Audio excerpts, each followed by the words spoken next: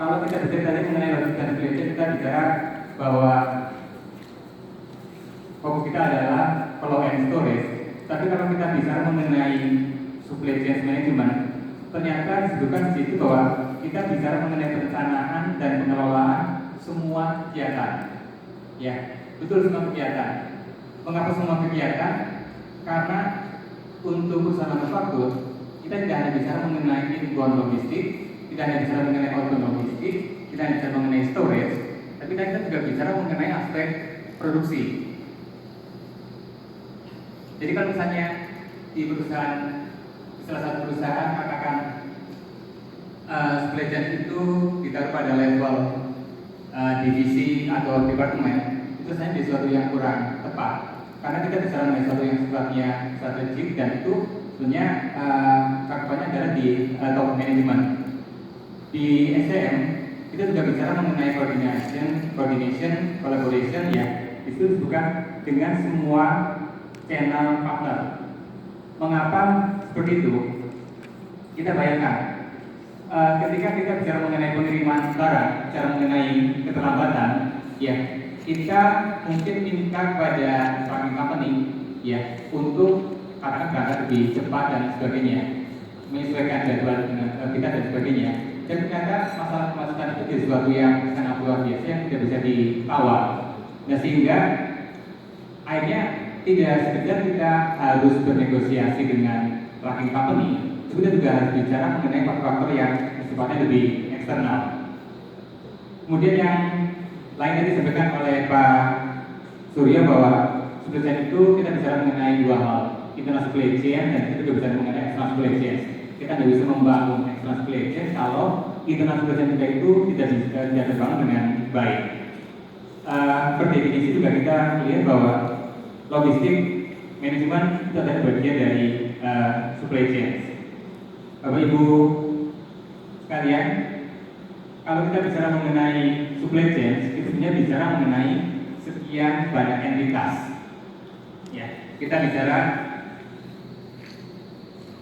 mengenai perusahaan manufaktur, kita bicara mengenai customer, bicara mengenai consumer atau customer, bicara mengenai supplier tier 1, tier 2 dan seterusnya. Dan jangan lupa bahwa di masing-masing perusahaan ini ada yang disebut sebagai function. Ya, kalau dari Bapak Ibu mungkin kita sebut sebagai bagian atau departemen. Ya, ada logistik departemen, purchasing, production, R&D dan seterusnya. Nah, serupa dengan yang ada di pabrik, ini juga ada di customer, ada di end customer, ada di supplier dan seterusnya. Nah, kalau kita bicara mengenai supply chain, kita tidak bicara mengenai satu bagian logistik saja, purchasing saja, tapi kita bicara mengenai mengintegrasikan semua fungsi.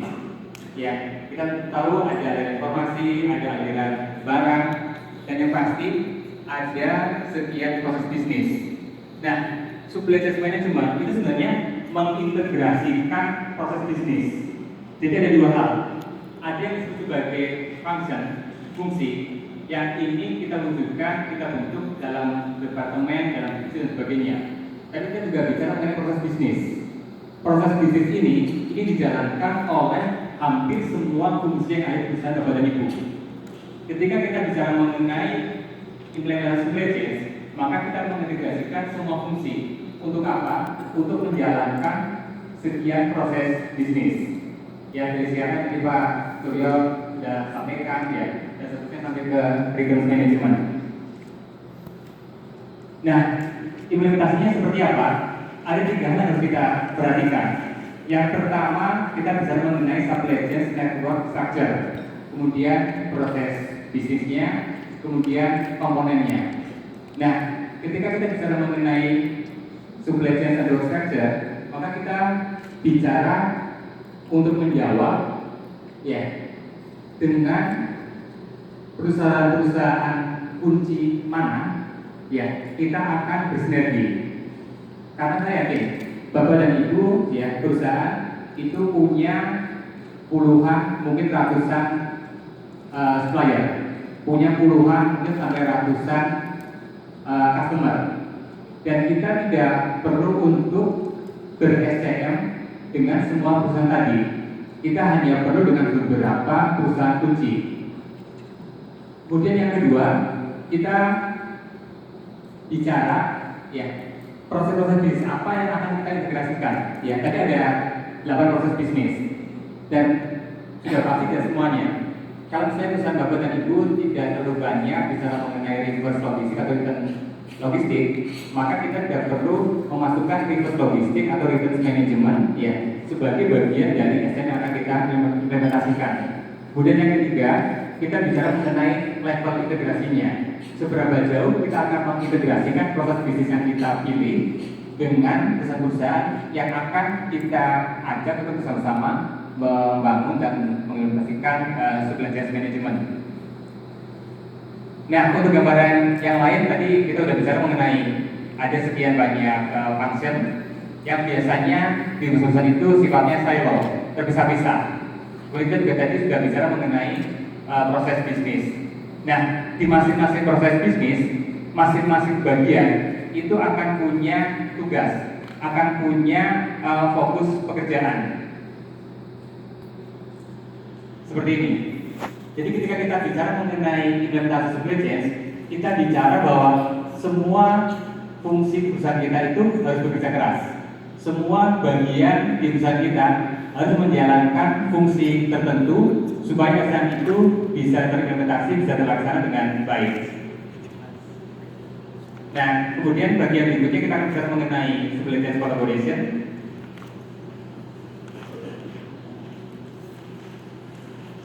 Ketika kita bicara mengenai supply chain collaboration, ada dua pilar. Yang pertama kita bicara mengenai activities di supply chain. Kemudian yang kedua kita bicara mengenai supply chain relationship. Yang pertama tadi juga disampaikan oleh Pak Ian juga Pak Suryo bahwa kita harus memperhatikan mengenai perkembangan teknologi, perkembangan teknik, metode dan sebagainya. Karena tidak mungkin kita mengimplementasikan supply chain tanpa teknologi. Dan teknologi itu sedemikian cepatnya. Dan masalahnya kecepatan perusahaan-perusahaan itu untuk mengadaptasi atau mengadopsi teknologi itu tidak sama. Bisa jadi perkembangan atau kemampuan teknologi dari mitra kita itu menjadi pertimbangan penting apakah kita akan berkolaborasi dengan perusahaan itu atau tidak. Nah, di bagian yang pertama ini kita bicara mengenai ada 3 elemen. Sebenarnya sama dengan yang tadi saya sampaikan, kita bicara mengenai pemilihan partner, kita bicara mengenai collaboration with-nya, kita juga bicara mengenai collaboration with-nya.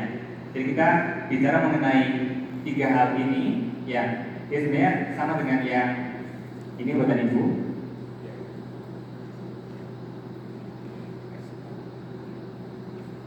Ya, sama dengan yang ini. Ya, jadi kita bicara mengenai dengan siapa kita akan bermitra, kemudian proses bisnisnya apa, dan kemudian yang ketiga kita bicara mengenai intensitasnya atau kedalaman dari supply chain manajemen yang akan kita terapkan. Nah, ketika kita bicara mengenai supply chain, terutama mengenai kolaborasi, sebenarnya pertanyaannya apa sih benefit yang bisa kita peroleh? Sudah pasti harus ada benefit. Dan pertanyaan berikutnya, apakah kita kemudian bisa berbagi benefit itu dengan perusahaan yang akan kita ajak untuk berkolaborasi? Karena apa?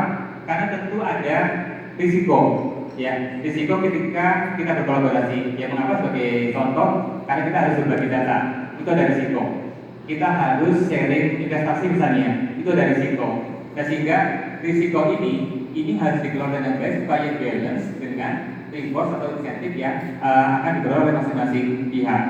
Dan di dalam mengembangkan kolaborasi ini, kata kunci yang menjadi suatu yang sangat dinamis dan harus kita jaga adalah bicara mengenai trust. Ya, karena ketika kita berbagi data, berbagi rencana investasi, ya berbagi mengenai perencanaan lainnya, maka di situ trust menjadi sesuatu yang tidak bisa ditawar. Juga ketika kita bicara mengenai kolaborasi, kita juga bicara mengenai yang tadinya independen, tadinya saling bebas, kemudian menjadi dependent atau lebih tepatnya menjadi interdependent.